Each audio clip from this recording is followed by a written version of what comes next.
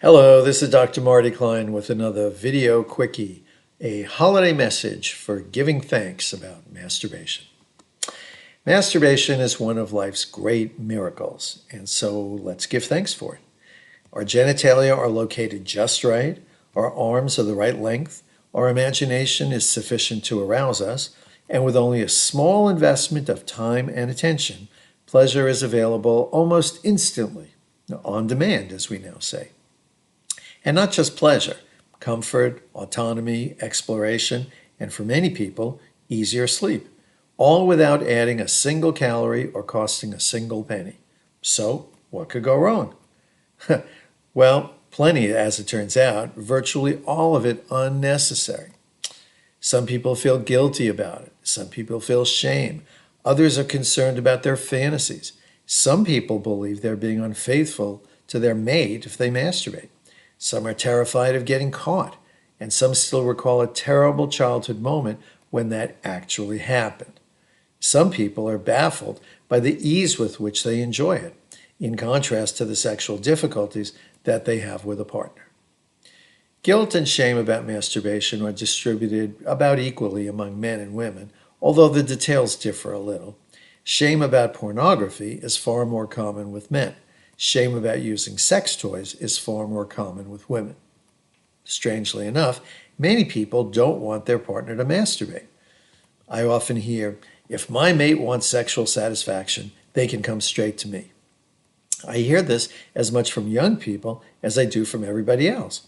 People who feel insecure about their mate using porn or vibrators help create a terrible cycle of conflict, secrecy, and alienation, which very few people seem to understand.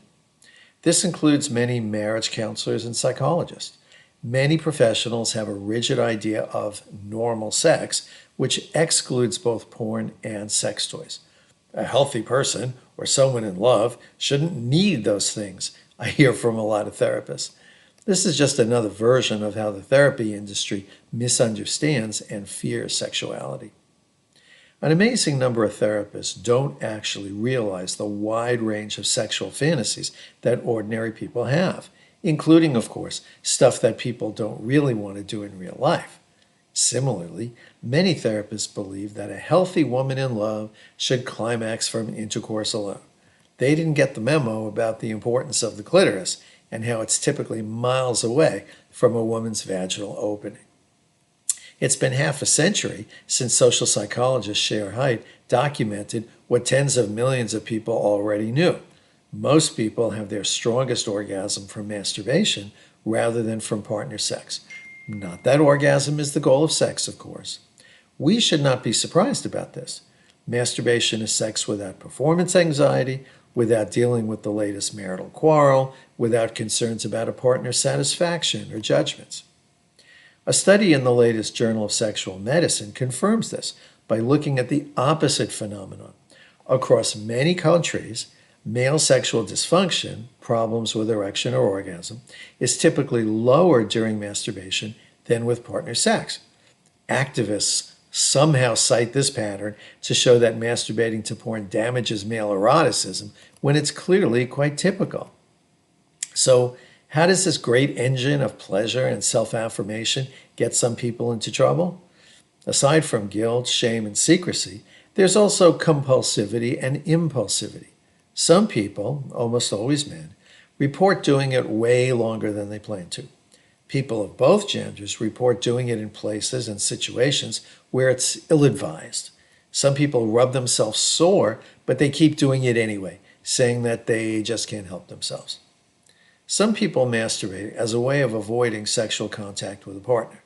Others masturbate even though they know it will decrease their interest when their partner approaches them for sex.